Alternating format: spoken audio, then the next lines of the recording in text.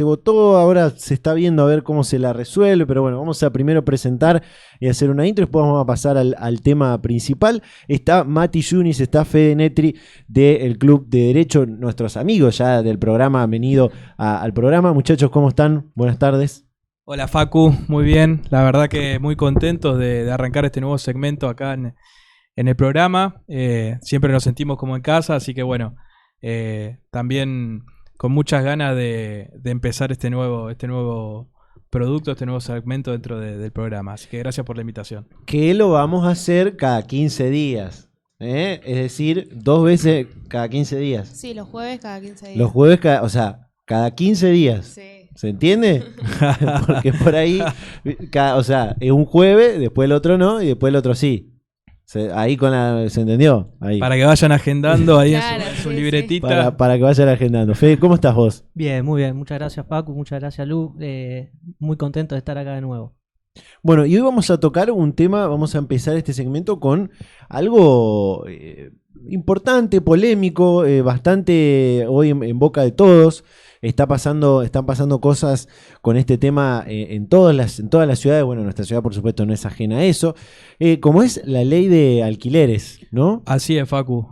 La ley de alquileres justamente está de nuevo en boga, en discusión, a raíz de diversas opiniones periodísticas y diversos debates que se han dado en distintos sectores políticos por una cuestión de que el mercado inmobiliario en materia de alquileres está bastante difícil. La ley que en un momento surgió y que se hizo también con un espíritu de favorecer a los inquilinos, actualmente también está teniendo, no sé si por la ley, para mí no es específicamente por la ley, sino por otras cuestiones coyunturales de contexto, no está logrando el fin que al principio se buscaba, quizás. Sí, coincido con Matías. A nivel económico el país está mal, lo sabemos todo. La inflación es un flagelo que sufrimos todos los ciudadanos y la ley de alquileres, sobre todo los inquilinos, no son ajenos a esto. Entonces, un poco eso que decía Matías, la ley hoy, ¿qué es lo que está sufriendo? Que hay muchos propietarios que no dan en alquiler sus bienes inmuebles y hay una muy baja cantidad de propuesta y oferta de alquileres. Entonces, ante ese problema se está buscando soluciones. La suspensión, que así como salió noticia después de una reunión que tuvo Alberto Fernández con Sergio Massa, después de esa reunión se empezó a hablar en todos los medios de la suspensión de la ley de alquileres. Al final no se suspendió, esto cabe aclararlo. Bien. No está suspendida. Todavía no. Todavía no, y de hecho hay discusión también, como siempre pasa en derecho, una cuestión de técnica legislativa. Yo creo que sí se podría suspender una ley, pero el tema es que la suspensión de una ley, como la ley de alquileres, implicaría más incertidumbre que certeza. Claro. Entonces lo que va a buscar, la finalidad que va a buscar la suspensión, va a terminar siendo contraproducente. Entonces, porque la gente va a decir, ¿pero qué se me aplica, la ley vieja, la ley nueva? Por ejemplo, sin ir más lejos, la ley, que es la ley 27.551, la ley del 2020, la de alquileres, deroga lo que es el plazo mínimo para alquileres sobre bienes inmuebles de 2 años y la suma a 3 años, ¿no? La sube a 3 años. Claro. Entonces, ¿qué pasa con eso? Si hacemos si está suspendida la ley, vuelve a 2, pero si esa norma fue derogada, o sea, la suspensión, bueno, empieza a hacer toda esa incertidumbre a la hora de celebrar nuevos contratos que termina siendo un problema. Entonces, ¿cuál es la otra solución? La derogación de la ley. Pero un decreto no puede derogar una ley, ¿no? Por lo menos es un decreto, norma en la pirámide que enseñan, estudiamos los estudiantes cuando estudiamos derecho. El decreto está por debajo de la ley. Bueno, ¿puede un decreto de necesidad y urgencia derogar la ley de alquileres o es facultad del Poder Legislativo? Hay una necesidad y urgencia, bueno. Y entonces empiezan a florecer todos estos nuevos proyectos de ley que están en boga. Eso me interesa porque yo no soy abogado, pero estudio mucho el tema, esto para hablarlo con propiedad cuando hago este tipo de charlas y demás. Está bueno eso que decías, pero sí, si el gobierno lo plantea como un decreto de necesidad de urgencia, sí podría suspender la ley. Sí, En sí. ese caso sí, En si ese fuera un caso, sí, decreto por supuesto. ordinario de como cualquier otro, ahí me parece que ahí sí la Sí. Constitución no lo permite, Hay ¿no? que cambiar lo que es la suspensión de la ley con la derogación de la Claro, ley. ahí está. Y eso es una primera distinción. Y la segunda distinción también para hacer, a ver, como en todo, hay discusión, no es todo unánime, todos Ajá. piensan siempre de la misma manera. Hace poco, no quiero hacer política, pero por decreto se designó 2 miembros de la Corte Suprema de Justicia. Se había hecho una sola vez históricamente en la República Argentina, pero es algo chocante a simple vista, ¿no? Entonces, Claro. bueno, en derecho la facultad estaba, Ujú. lo que pasa es que no se ejercía, pero bueno, porque se decía de otra manera. Entonces, un poco esto de técnica legislativa que termina siendo un problema. Lo correcto, lo Ujú. que debería hacer es sancionar una nueva ley de alquileres ante el fracaso rotundo de la que está hoy vigente. ¿Por qué, si lo han estudiado y si lo tienen, por qué se marca esto del fracaso de esta ley? ¿Por qué hoy es un fracaso la ley? ¿Por qué se quiere volver para atrás? Que es una pregunta que se hacen todos y nos hacemos todos, ¿no? Yo particularmente, Facu, no comparto que sea un fracaso rotundo, como quizás no sé qué opina el doctor Netri, pero yo creo que el fracaso, como dicen, el gran fracaso de los alquileres o del Sí. mercado inmobiliario, no se debe a la ley. Yo creo que se debe a las condiciones inflacionarias actuales. Claro. Creo que la ley tiene puntos muy buenos Ujú. y que han generado un aporte, una ayuda al inquilino en este sentido, pero que coyunturalmente no, justamente por el contexto de la realidad del país, no relacionado a eso, Ujú. ha producido que fracase en su espíritu. En ese sentido sí puede ser en su espíritu de favorecer Claro. al alquiler, porque tampoco los está favoreciendo, por una cuestión justamente de económica o de mercado cambiario en algún punto. Ujú. Pero creo que fue una ley que en su momento tenía muchos puntos favorables, que favorecía al inquilino, que como decía Fede, aumentaba el plazo mínimo de contratación, que agregaba la constitución del domicilio electrónico, entre otras características que eran una innovación y que ayudaban, me parece, al inquilino como se buscaba. Por otro lado, han habido varias reformas de la ley y también en legislación en materia de emergencia, ya desde el año 21, 1921, del 43, en el 76, después el Código Civil y Comercial del 2015 trajo también varios aportes, y bueno, esta ley en el 2020. Y vale aclarar que si se derogara esta ley y no se sancionara una nueva, no es que nos quedamos sin regulación vigente, sino que se aplican las disposiciones del Código Civil y Exacto. Comercial en la materia, digamos. Eso... Yo lo veo así, Ujú. digamos. No hay que, por ahí en estas cuestiones, ser tan simplista, decir fracasó la ley, es una ley mala, sino que simplemente hay que ver la cuestión coyuntural Ujú. y todas las leyes están hechas para un tiempo determinado. Regular y ordenar la conducta humana social, como nos enseñan de lo que es el Claro. derecho en la facultad, es en un lapso temporal determinado.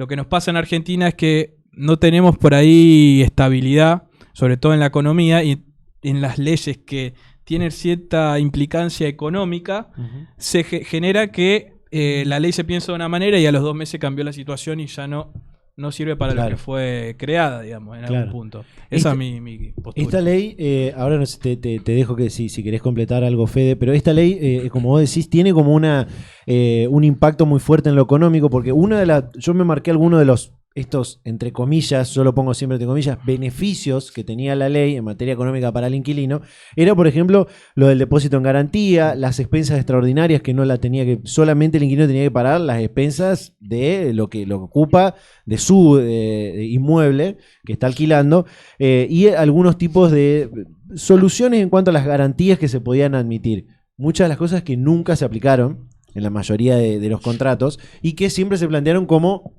nuevamente, entre comillas, para los que nos están viendo en el streaming, hacemos la seña con los 2 dedos, beneficios de esta ley, ¿no? Entonces, de ahí es que el impacto económico que podía haber tenido esta ley, si se hubiese respetado ese espíritu que vos decías, no se logró nunca, ¿no?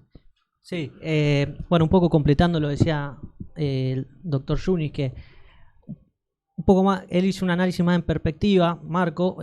Yo al referirme al fracaso de la ley es porque es una ley relativamente moderna, el 2020, julio de 2020, estamos ya en el 2023, hablando hace más de un año de querer cambiarla porque hay quejas tanto del lado de los locatarios como hay quejas por tanto del lado de los locadores. Entonces, por supuesto que la ley no se hace para que sea un fracaso, pero sí creo que terminó siendo ese el resultado, porque ninguna de las dos partes están conformes básicamente, sino, y además porque teníamos en el 2015 la reforma del Código Civil y Comercial, donde se trajo todo lo que ya estaba regulado en la ley de locaciones urbanas. Y bueno, y así todo, muchas de las cosas que vos comentás ya estaban de hecho previstas. El problema, y en esto le doy la razón a Matías Junior, el problema es la inflación, claro. Ese es el problema.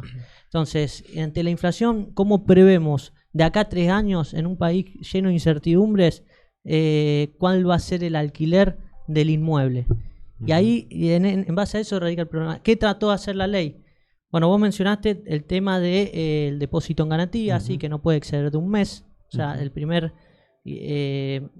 cobramos 100.000 pesos, supongamos, el alquiler del primer mes. Bueno, ese va a ser el depósito de garantía, no puede ser mayor.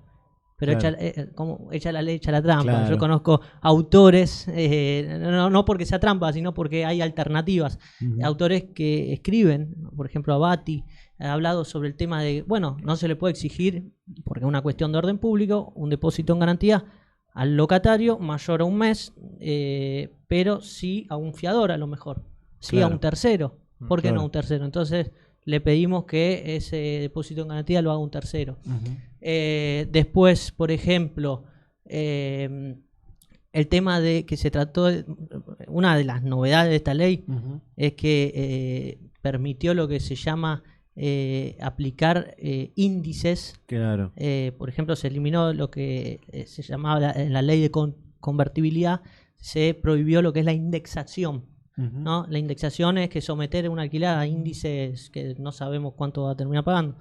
En definitiva, lo que hizo esta ley solo para lo que son inmuebles con destino habitacional, no para lo que son, por ejemplo, con destino de comercial, admitió esta ley lo que es, por ejemplo, que se pueda establecer un precio el primer año y durante los 2 años siguientes se ajusta en base a un índice. Ese índice va a ser el RIPTE y el índice de precios del consumidor. O sea, entre la inflación y el RIPTE, que el RIPTE es la remuneración impositiva promedio de los trabajadores estables. Claro. Entonces, ese índice se saca mediante un promedio que va a publicar lo que es el Banco Central de la República Argentina. Ahora se lo denomina, para simplificarlo, el índice del Banco Central, y ese índice del Banco Central termina siendo una indexación, básicamente, porque no se sabe cuánto va a crecer de acá a 2, 3 años, acá en el futuro, ¿no es cierto? Bueno, eso se establece para lo que son locaciones con destino habitacional, que fue una de las grandes novedades de la ley, que eso es lo que intentaba, es que no quedara el libre albedrío del locador fijar el precio del alquiler, sino establecerle un límite. Esto del RIPTE es como que lo que vos ganás en un mes te hacen te aplican sí, es una tabla. Un monto, una tabla, y vos en base a eso se actualiza el precio de tu alquiler. Algo que tampoco creo que, no sé, la mayoría de los alquileres, la gente o de las asociaciones también de inquilinos y demás, todos aseguran de que esto nunca se aplicó. Gente que ha empezado a alquilar o con un contrato nuevo con la ley nueva, ¿no? Después de que se votó a mediados de 2020. Digo, estas son algunas de las cosas que se busca cambiar, ¿no? Se busca volver para atrás, en parte. ¿Cómo se podría explicar esto de volver para atrás estas cosas en base a los contratos, como les digo, que se firmaron con la ley actual? ¿Qué va a pasar con eso? Bueno, el tema es así, los contratos que ya se firmaron no pueden aplicarse retroactivamente la ley y aplicarle la nueva, pues si sale hoy una ley, para los contratos que están vigentes se mantendrían con las cláusulas previstas dentro del marco legal que existía al momento de haberse celebrado el contrato. se va a aplicar a partir de la fecha en que entre en vigencia la ley. Y de ahí en adelante se aplicaría la nueva ley. Estamos hablando de aplicaría en hecho hipotético, supuesto, potencial, porque no pasó y todavía hay discusiones, hay sectores que quieren que salga la ley de determinada forma, aplicándose estos índices que hablábamos, otros que dicen no, que se someta al libre, a la libertad, a la autonomía, a la voluntad de las partes. Después también hay sectores que pregonan, bueno, para ver si promovemos que no paguen, por ejemplo, aquellos propietarios que destinen sus bienes al alquiler y que celebren contrato de locación, que no paguen el impuesto sobre esos bienes, el impuesto de bienes personales. Bueno, algunos dicen eso. Entonces, todas esas discusiones que están en las comisiones dentro de lo que es el Poder Legislativo hace que todavía no se haya podido establecer una nueva ley de alquileres. Y mientras tanto tenemos vigente la que sigue, la que conocemos. La que está, y sí, eso también es un problema de que se dice que el derecho siempre llega tarde, también por toda la cuestión legislativa, los debates parlamentarios. El sistema parlamentario genera una burocracia que hace que por ahí necesitamos urgentemente una reforma legislativa. Y esto llega tarde, y cuando se modifica ya el contexto va cambiando y otra vez quedamos como atrás de la realidad que queremos regular. También va acompañada de la ideología de los autores de la ley, como dice Federico, algunos más liberales, algunos más con un intervencionismo estatal mucho más fuerte. Entonces cuesta a veces conciliar, y a veces una vez que se concilia ese texto en el trabajo parlamentario, muchas veces al sacar un poco de cada cosa también no queda armónico el texto normativo, lo cual por esto después interpretaciones erróneas, que también genera dificultades al momento de aplicar la normativa. Entonces eso también es un problema que desde el punto de vista ya no del que aplica la ley, sino del que crea la ley, también genera una dificultad para poder regularlo de la mejor manera. ¿Qué pasa? Y para ir haciendo algunas preguntas para ver si podemos encontrar un punto en el que podamos entender qué va a pasar con este tema, ¿no? ¿Qué pasa para aquellos? Hoy estamos en un momento donde las clases, por ejemplo, una gran masa de inquilinos son estudiantes que vienen a los polos educativos, como Rosario, que es una ciudad que recibe muchísimos estudiantes, y muchos se están empezando a alquilar ahora porque, bueno, la pandemia y qué sé yo, y coso, y vienen a alquilar ahora. ¿Qué pasa con la inmobiliaria o el propietario de un inmueble que se avivó y dice, vamos a volver todo para atrás a como era antes, te hago un contrato de 2 años? No, pero si la ley que está ahora son de 3.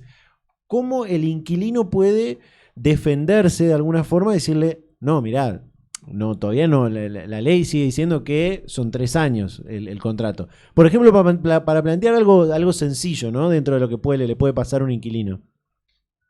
Bueno, mira, eso está prohibido.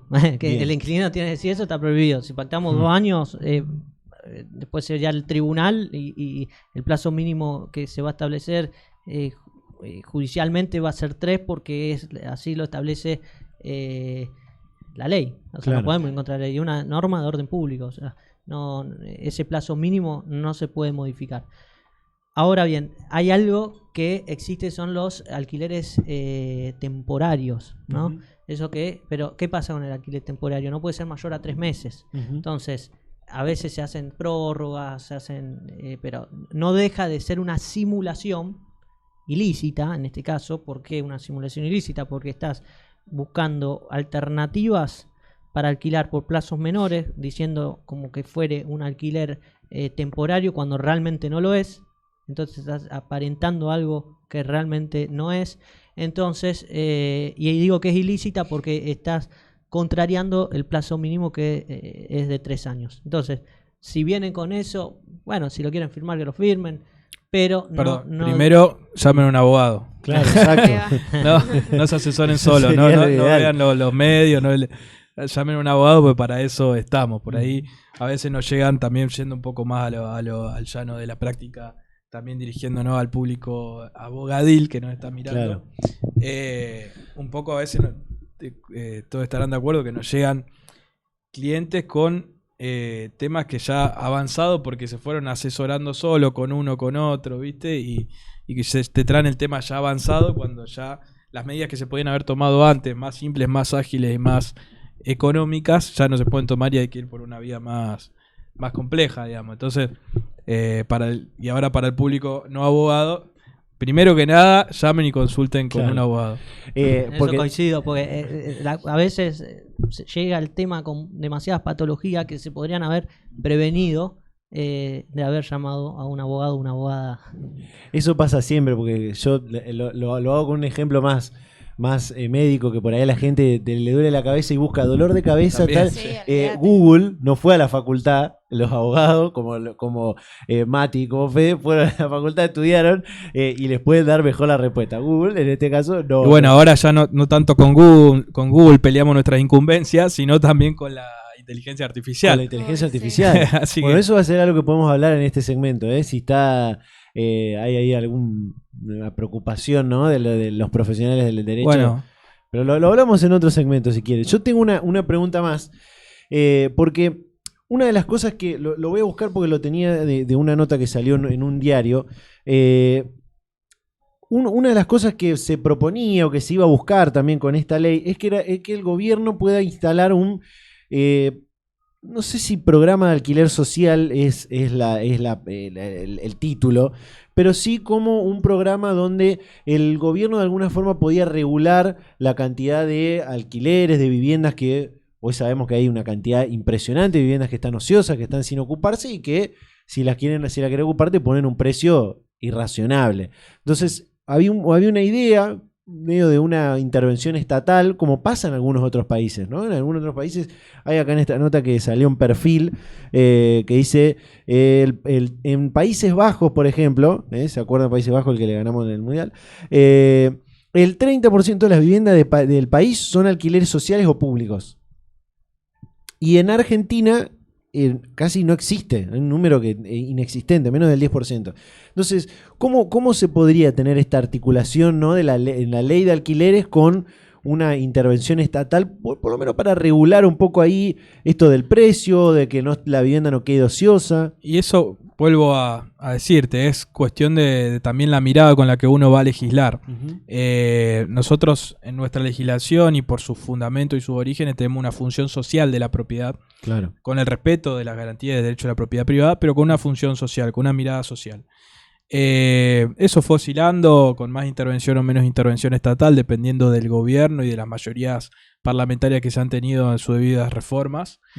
Pero eso justamente es cuestión de ese sentido al momento de legislar, de evaluar la repercusión que puede tener y conociendo el contexto social y cultural que tenemos nosotros, y económico también. En ese sentido, me parece que, o sea, lo que se puede hacer, hay un proyecto que vi por ahí que establecía esto, pero a través de la materia impositiva, Claro. con mayores impuestos para determinadas viviendas que son inmuebles que son ociosos y demás. Existe esto a través, se llaman normativas en realidad no sería, pero serían por ejemplo, hay normativas de fomento que son cuando a través de distintos incentivos, generalmente son fiscales, vos tratás de generar una actitud en un grupo de personas o en la sociedad. Y también tratás de desincentivarla de la misma manera, como es en este caso con el proyecto ese que andaba dando vueltas que decís vos. No sé qué opina Federico. No, coincido plenamente. A ver, son distintas formas alternativas que no tenemos para evitar que la propiedad esté ociosa, ¿no? Y me acuerdo uno de los temas del censo era justamente, a ver, esas propiedades que donde no atiende nadie, no vive ninguna persona.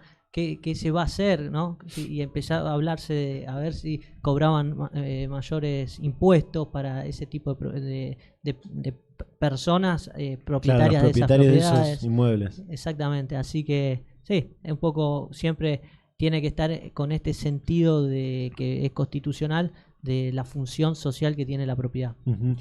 Todavía no hay datos de viviendas y alquileres que se preguntaron en el último censo. Creo que estaba programado que esté para mediados, fines de este año, así que ahí también esos datos reales van a aportar mucho al debate sobre lo que sirve o no sirve esta ley de alquileres.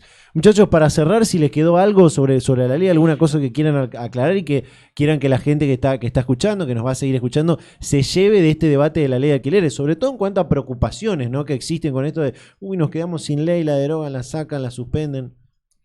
No, yo el mensaje por ahí más coincidiendo con lo que dije al principio, digamos.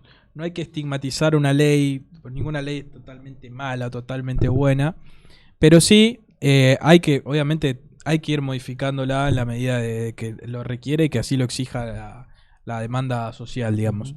Pero la gente tiene que analizar un poco más en profundidad también la cuestión. Por ahí los medios ya te venden profundo fracaso de la ley, y por ahí esa ley tenía cosas buenas, pero ya la queremos derogar y poner otra. Claro. Y esa mentalidad que tenemos por ahí, que es algo más cultural nuestro, todo para un lado, después todo para el otro, es lo que también nos ha llevado justamente a estos fracasos que después se producen, tanto en los mercados como en la política, como en las gestiones, como en la materia legislativa.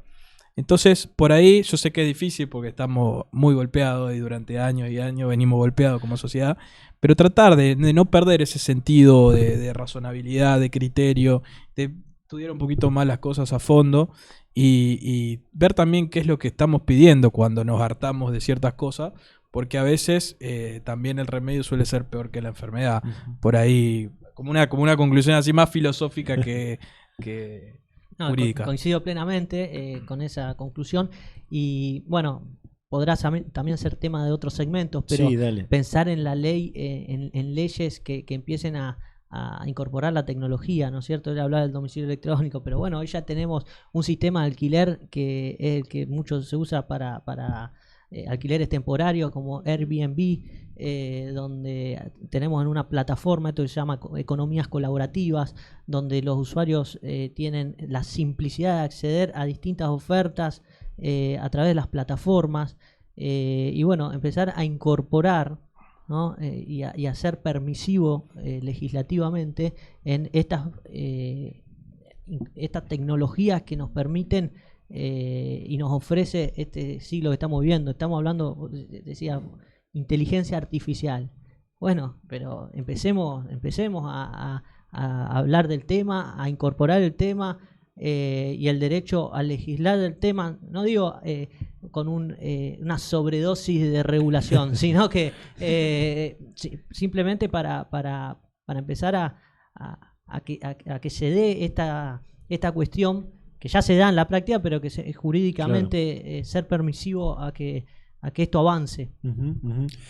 Yo lo que veo positivo de esto que pasó con la ley es que, porque si no, hoy tenemos, por ejemplo, leyes o cosas que se están debatiendo, que hay leyes de más de 30 años, y lo bueno que tiene esto es que por lo menos una ley que hace 3 años que se sancionó, ya estamos pensando en hacerle modificaciones o cambiarla. No estamos esperando dentro de 15, 20 años que la gente se canse y se hinche las pelotas de esta ley o de alquilar o de un montón de cosas que pasan en este país y ahí empezar a debatir. Ya lo estamos debatiendo desde ahora y eso está bueno y habla de cómo también la sociedad va cambiando en ese sentido. Muchachos, gracias por inaugurar este segmento el día de hoy. Recuerden, cada 15 días. Cada 15 días lo vamos a hacer. Es decir, el jueves de la semana que viene, no, el otro.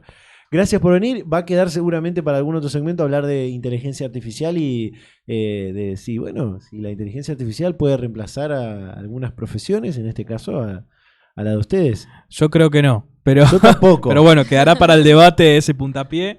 Desde ya que les agradezco este espacio, esperemos seguir sumando contenido y ir generando temas. Tenemos una linda agenda de temas que le va a interesar tanto al público del derecho como al público no abogado. Así que bueno, esperemos que podamos seguir debatiendo temas de interés y bueno, nuevamente gracias. Sí, bueno, sí. No, también agradecerles, me sumo a este agradecimiento y bueno, y esperemos que sigamos hablando entre nosotros y no dentro de 2-3 años nos reemplace una máquina para hablar acá de estos temas. Vos imaginate ir a hacer te divorcié, ir a hacer la división de poderes y tener que hablar con un tipo que se llama ChatGPT. No, dejá echar la bola. No, quiero hablar con un humano, verle la cara. Muchachos, gracias por venir. Gracias a vos. Hasta luego. Gente, hacemos una breve pausa y ya estamos con más Generación Rota hasta la hora 17.